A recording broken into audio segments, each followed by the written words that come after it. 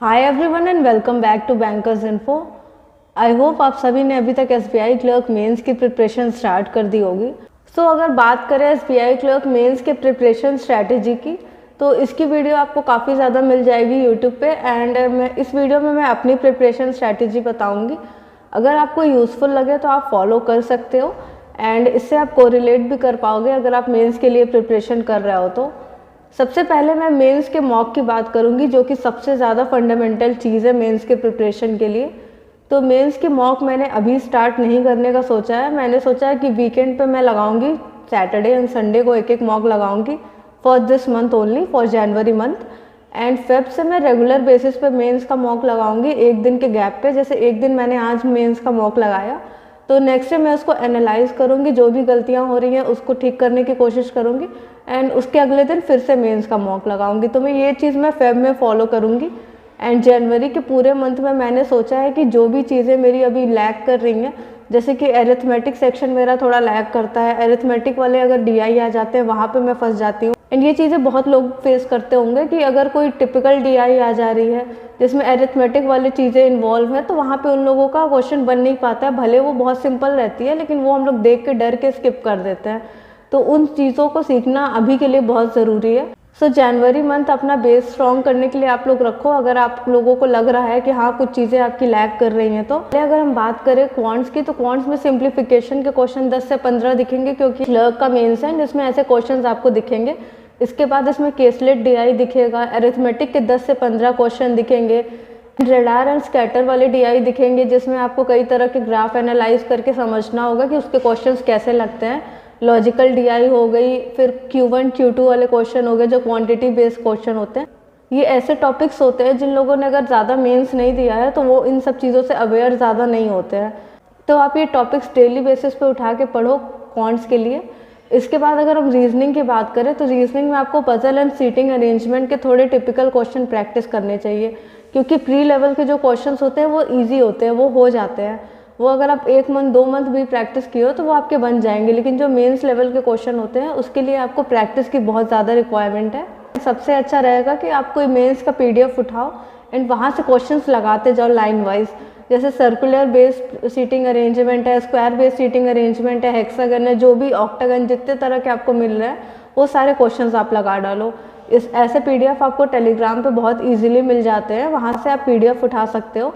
And इसके अलावा जो भी नए टाइप के क्वेश्चंस होते हैं, जैसे कि कोडेड इनइक्वालिटी आती है या कोडेड सिलॉग्स आता है, इस सब टाइप के क्वेश्चन बहुत लोग पहली बार लगा रहे होंगे। तो आपको ये कॉन्सेप्ट भी सीखना बहुत ज़रूरी है कि इसको कैसे सॉल्व करना होता है। बहुत ज़्यादा डिफिकल्ट नहीं होता है लेकिन सीखना ज़रूरी है।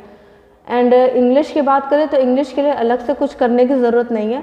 आप डेली बेसिस पे रीडिंग अगर हैबिट में है आपके तो आप रीडिंग करते रहो।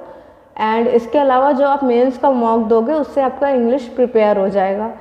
एंड लास्टली हम जीए की बात कर लेते हैं। अब जीए के 50 क्वेश्चंस आ रहे हैं, जीए का अच्छा खासा वेटेज है।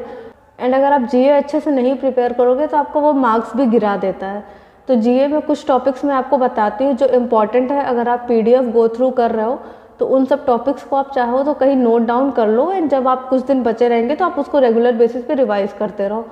जैसे कि बैंकिंग अवेयरनेस का सारा टॉपिक इम्पॉर्टेंट है, आपको बैंकिंग अवेयरनेस अच्छे से करना है, स्कीम्स अच्छे से करने हैं, बैंकिंग से रिलेटेड न्यूज़ जो भी हो रहा है वो अच्छे से आपको तैयार करना है। इसके अलावा आरबीआई, एसबीआई या ये सब जो न्यूज़ में होते हैं इसको आपको अच्छे से देखना होगा। फाइनेंशियल अवेयरनेस की न्यूज़ देखने होंगे।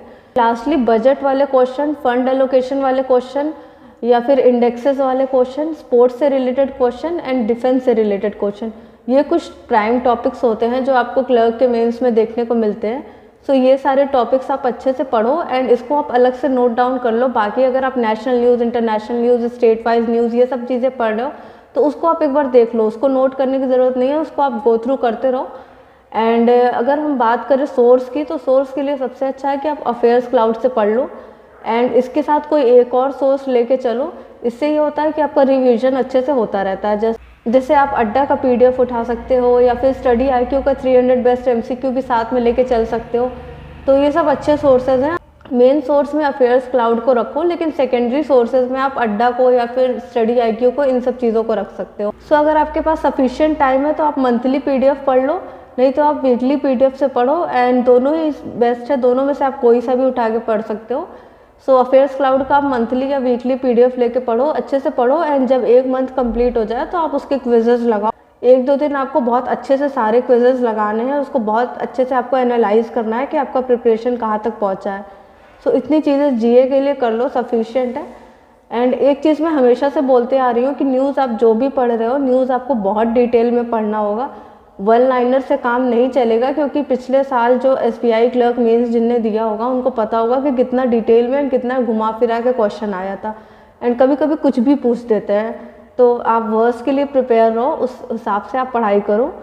सो all the very best to all of you. ये चीज़ें मैं खुद के लिए भी फॉलो करूँगी, इसलिए मैंने आपसे शेयर किया है।